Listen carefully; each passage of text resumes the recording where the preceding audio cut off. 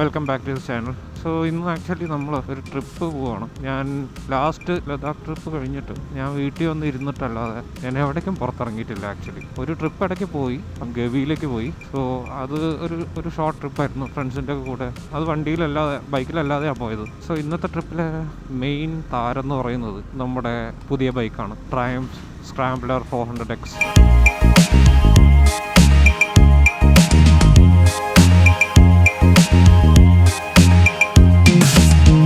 So എൻ്റെ പഴയ ബൈക്കായ Java 42 ഞാൻ സെയിൽ ചെയ്തു. അത് ആക്ച്വലി നേരത്തെ പണ്ട് തൊട്ടേ എടുത്തൊരു ഡിസിഷനാണ് ആ വണ്ടി സെയിൽ ചെയ്യണം എന്നുള്ളത്. ഞാൻ ജാവ 42 വാങ്ങിച്ചത് 2020 ഫെബ്രുവരിയിലായിരുന്നു. അത്രയ്ക്കും ക്ലോസ് ടു മൈ ഹാർട്ടായിരുന്നു ആ വണ്ടി. നമ്മുടെ ഹാർട്ടിന് 2 വീല് വെച്ച് കൊടുത്തത് ഞാൻ എങ്ങനെ ഉണ്ടാകും, ആ സാധനമായിരുന്നു അത്. എനിക്ക് പറ്റാവുന്നത്രയും സ്ഥലങ്ങൾ ഞാൻ അത് വെച്ചിട്ട് കവർ ചെയ്തിട്ടുണ്ട്.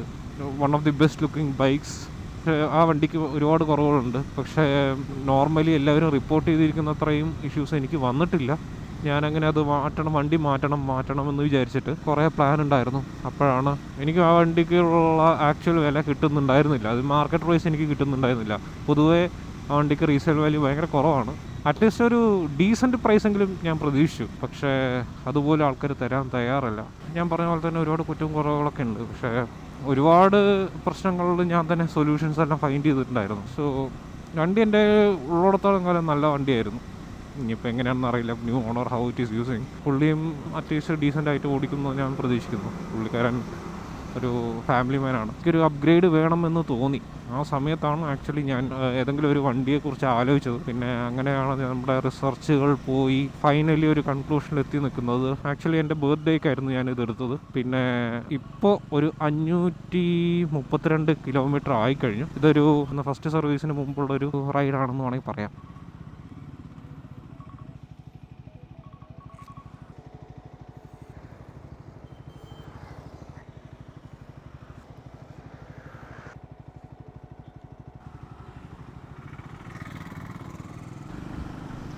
സോ ഇപ്പോൾ ആക്ച്വലി ടൈം അറൗണ്ട് 7:34 ആയി. ഞാനൊരു 7-7:15 ആകുമ്പോൾ ഇറങ്ങിയതാണ്. ഒരുപാട് ദൂരം പോയിട്ടില്ല.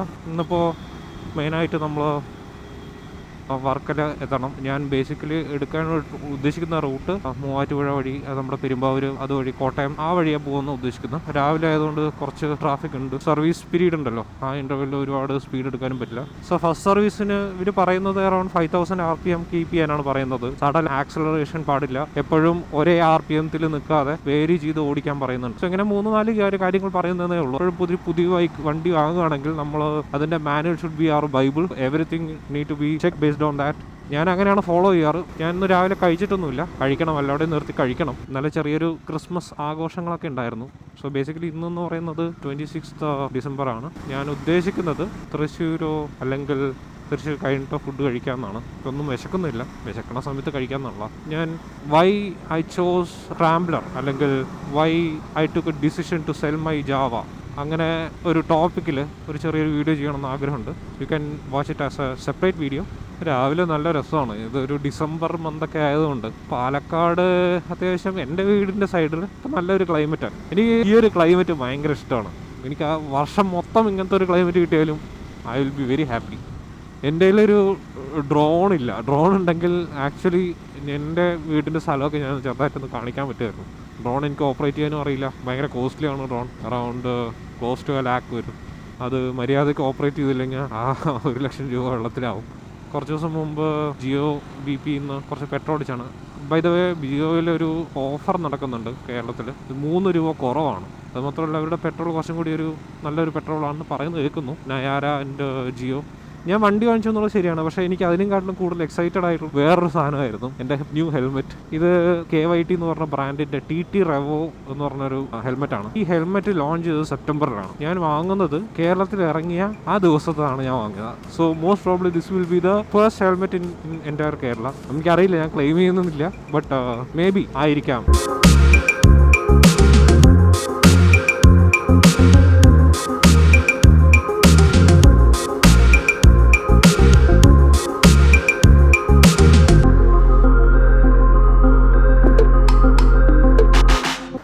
ഇതെന്തിൻ്റെ ബ്ലോക്കാണെന്ന് ഒരു ഐഡിയ ഇല്ല.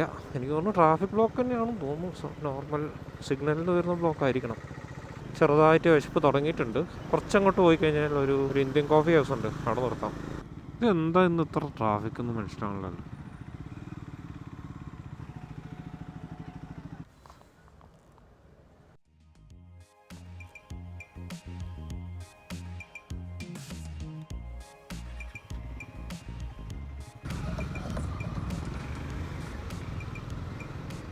ബ്ലോക്കാണെങ്കിലും വൈബാണ്. ബൈക്കിൻ്റെ ഒരു ഉപയോഗം കണ്ടില്ല. എത്ര ട്രാഫിക് ബ്ലോക്ക് ആണെങ്കിലും നമ്മൾ ഫ്രണ്ടിലെത്തും. 2 കട്ട കാണിക്കുന്നുണ്ട്. അടുത്ത പെട്രോൾ പമ്പിൽ കയറിയെന്ന്. ഓക്കെ, നേരെ കിട്ടി. നേരെ തന്നെ അടിക്കാമെന്നാണ് വിചാരിച്ചത്. ഫുൾ ടാങ്ക് അടിക്കാം. ആ വട്ടമില്ലേ, അതുവരെ നോക്കാം. സോ ഞാനും ബൈക്കും അതിന് ഫുൾ എനർജിയിലായി. 2 പേർക്കും ഭക്ഷണം കിട്ടി. ഇപ്പോൾ അങ്കമാലി പോലും എത്തിയിട്ടില്ല. സമയം ഏകദേശം 9:37 100 കിലോമീറ്റർ പോലും എത്തിയിട്ടില്ല. 300 കിലോമീറ്റർ എന്തോ ഉണ്ട് വീട്ടിൽ നിന്ന്. ഹോപ്പ്ഫുള്ളി ഈ ട്രാഫിക്കൊക്കെ കഴിഞ്ഞ് വരുമ്പോഴേക്കും ഒരു സമയമാവുമെന്നാണ് തോന്നുന്നത്. നമ്മളിപ്പോൾ പെരുമ്പാവൂർ കഴിഞ്ഞിട്ട് നേരെ കോട്ടയത്തിലേക്ക് കയറിയിരിക്കുകയാണ്. എൻ്റെ അമ്മേ, ലാസ്റ്റ് ഒരു 1.5 മണിക്കൂർ ട്രാഫിക്കിൻ്റെ കളിയായിരുന്നു. സ്റ്റാർട്ടിങ് ഫ്രം അങ്കമാലി പെരുമ്പാവൂർ വരെയും കുറച്ച് ഓപ്പൺ സ്ട്രെച്ചുകളൊക്കെ കിട്ടി. പക്ഷേ മോസ്റ്റ് ഓഫ് ദ ടൈം നല്ല ട്രാഫിക് ഉണ്ടായിരുന്നു. ഭയങ്കരമായിട്ട് മടുത്തു. ഇനി കോട്ടയത്തേക്ക് ഒരു 55 കിലോമീറ്റർ കാണിക്കുന്നുണ്ടായിരുന്നു. ഞാനിപ്പോൾ ഒരു 9:30 കഴിച്ചത്. എനിക്ക് വിശക്കൊണ്ടൊന്നുമില്ല. എനിക്ക് തോന്നുന്നു ഒരു 2 മണിയൊക്കെ ആകുമ്പോഴേക്ക് ഫുഡ് കഴിക്കാനുള്ള സമയമായിട്ടുണ്ടാവും. ഒരു മാക്സിമം സ്ട്രെച്ച് ചെയ്യാം. കുറച്ച് കാലമായിട്ട് വണ്ടി ഓടിക്കാത്തതിൻ്റെ ഒരു ഇതുണ്ട്. പെട്ടെന്നൊരു ഹൈവേയിലൊക്കെ എൻ്റർ ചെയ്യുന്ന സമയത്ത് ചെറിയൊരു കൺഫ്യൂഷൻസും കാര്യങ്ങളൊക്കെ വരുന്നുണ്ട്. കുഴപ്പമില്ല. തണുപ്പധികം ഇല്ല കേട്ടോ. ഞാൻ കരുതിയത് ഈ ഭാഗങ്ങളിൽ കുറച്ച് തണുപ്പുണ്ടാവണമെന്നാണ്. തണുപ്പില്ല. ഞാൻ പ്രതീക്ഷ അത്ര ഒരു തണുപ്പും കാര്യങ്ങളൊന്നും ഇല്ല.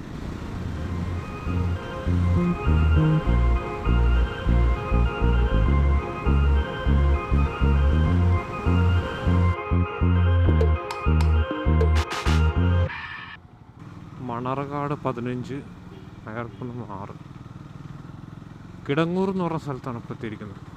ഈ ഒരു യാത്ര വണ്ടിയുടെ ട്രയൽ, ഹെൽമെറ്റിൻ്റെ ഒരു ലോങ് ട്രയൽ, പിന്നെ ബ്ലൂടൂത്ത് സിസ്റ്റം വെച്ചിരിക്കുന്നതിൻ്റെ ഒരു ട്രയൽ, എല്ലാത്തിൻ്റെ ഒന്ന് ടെസ്റ്റ് ചെയ്യാൻ വേണ്ടിയിട്ടാണ് നമ്മൾ ഈ ഒരു യാത്ര തന്നെ മെയിനായിട്ട് പ്ലാൻ ചെയ്തത്.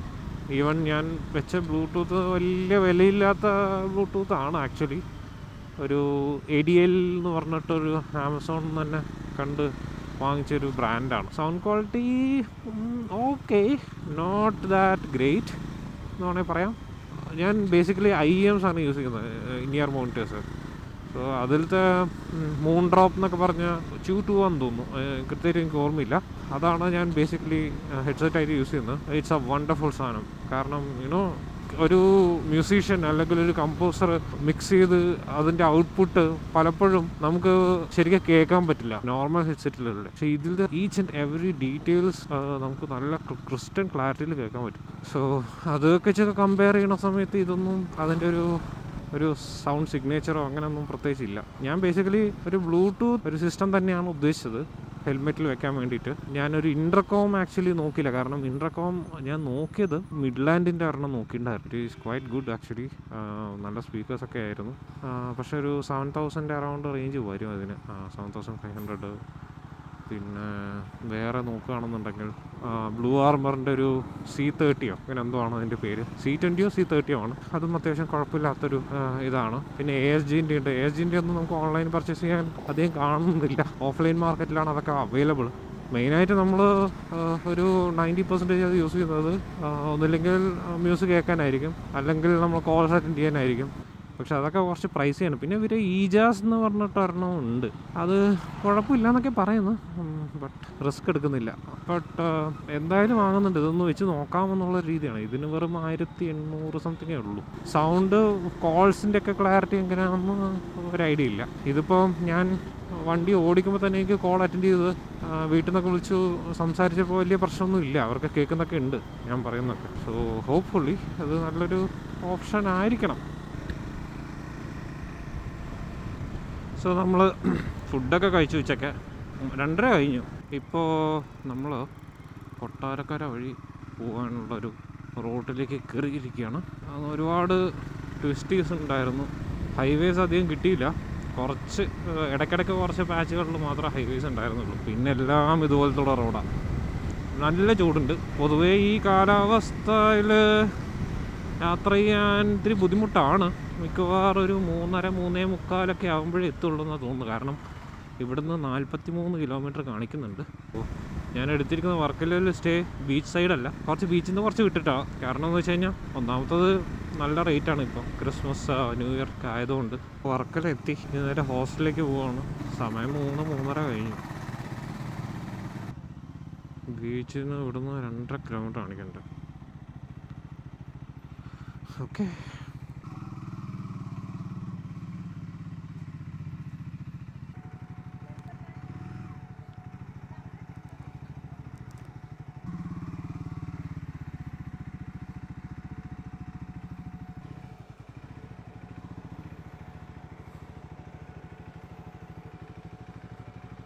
yeah, sure.